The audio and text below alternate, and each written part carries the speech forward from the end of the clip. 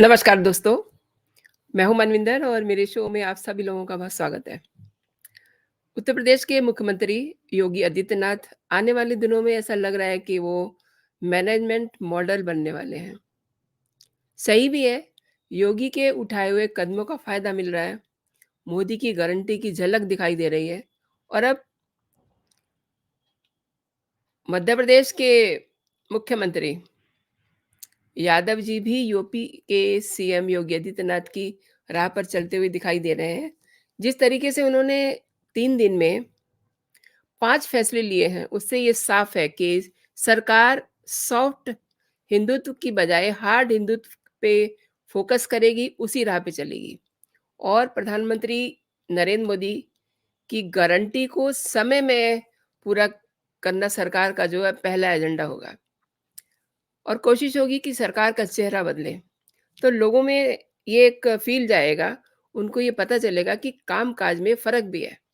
हमने जिसको चुना है, गलती नहीं करी है चुन के, जो पहले हो रहा था, वो नहीं होगा। मुख्यमंत्री ने जो फैसले लिए हैं, ठीक वैसे ही फैसले हैं, जैसे कि सरकार में आने के बाद उत्तर प्रदेश के मुख्यमंत्री सीएम योगी आदित्यनाथ ने लिए थे।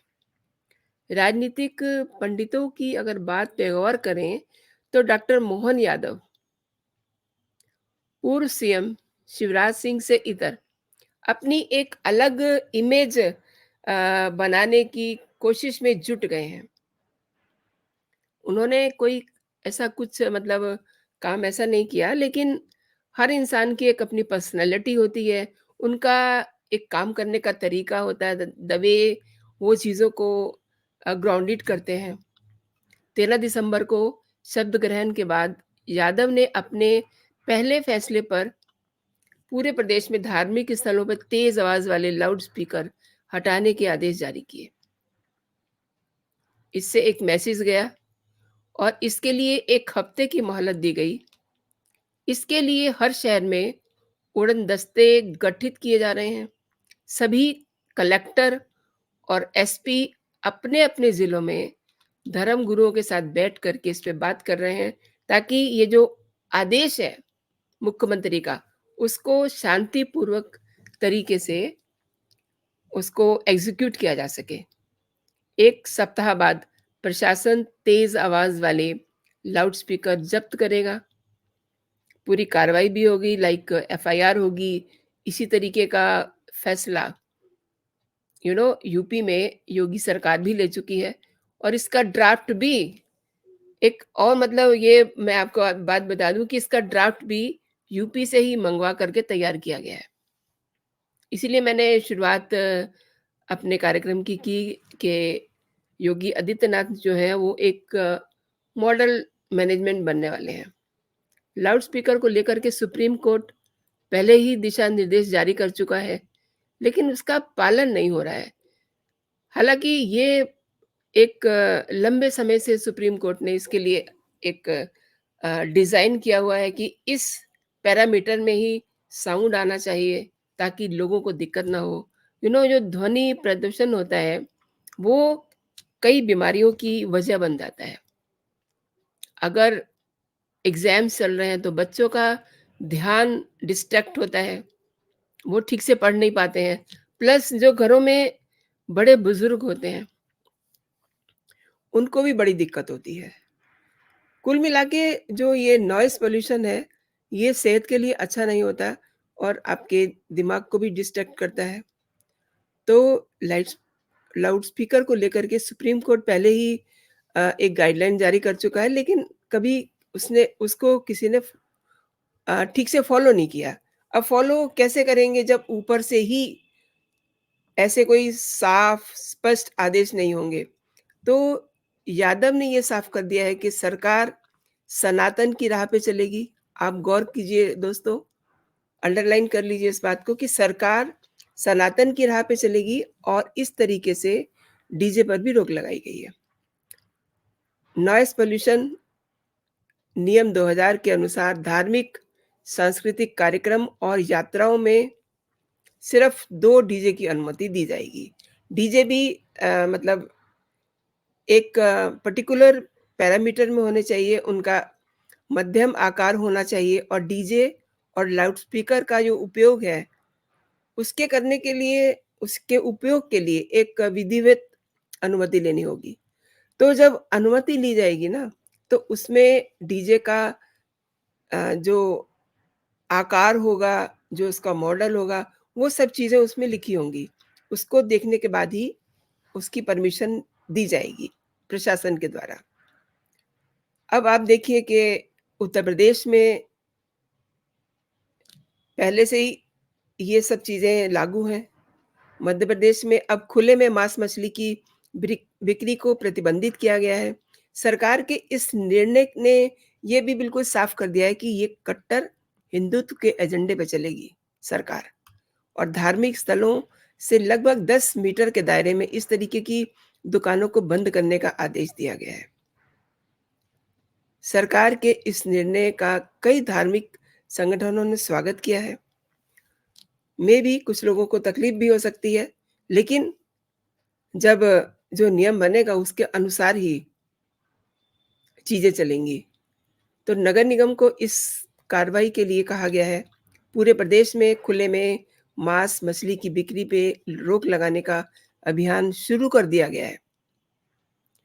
सीएम यादव ने 14 दिसंबर को प्रदेश भर के कलेक्टर, कमिश्नर से वीडियो कॉन्फ्रेंसिंग पे कांटेक्ट किया और उन्हें बहुत साफ-साफ समझा दिया कि ईमानदारी से काम करने वालों को ही फील्ड में तैनात किया जाएगा।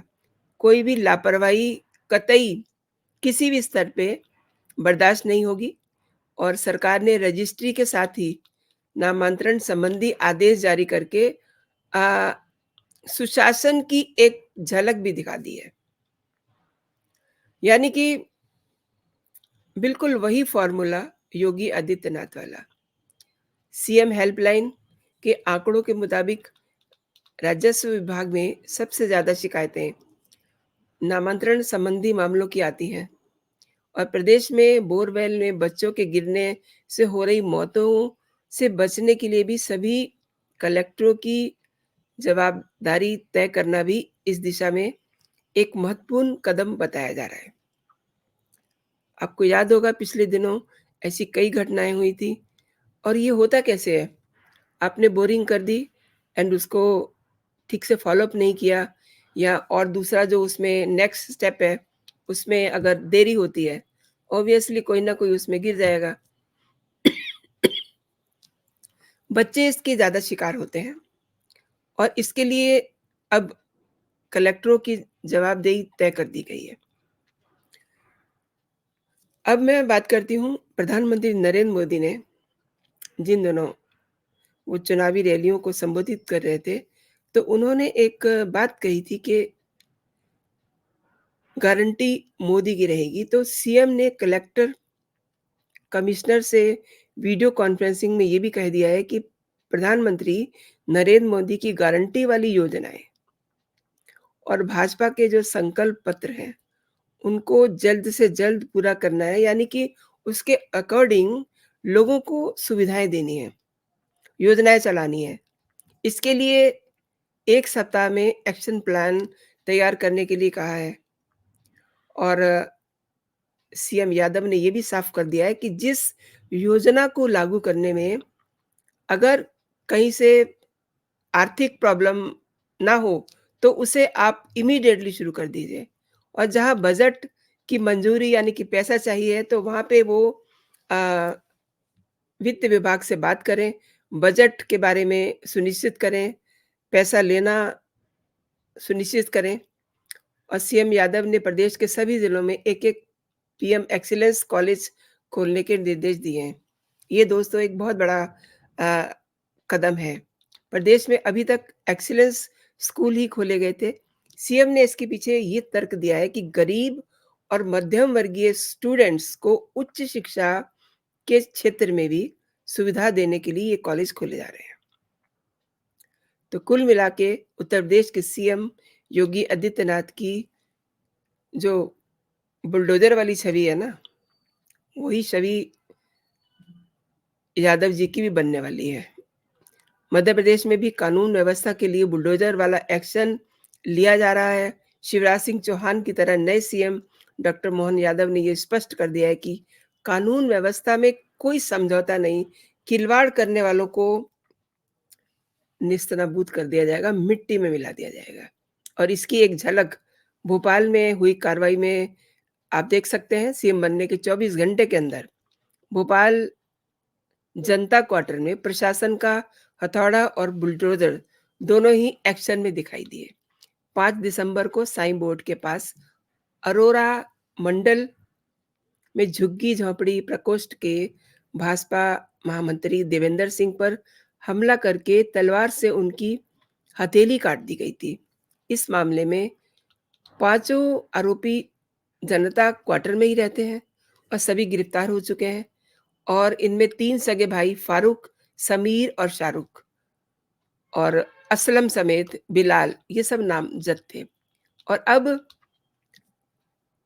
आरोपियों के तीनों घरों को प्रशासन ने 14 दिसंबर को बुलडोजर से नेस्तनाबूद किया और ये लॉजिक दिया कि तीनों मकान बिना नगर निगम की अनुमति के अतिरिक्त जमीन पे कब्जा करके बनाए गए थे।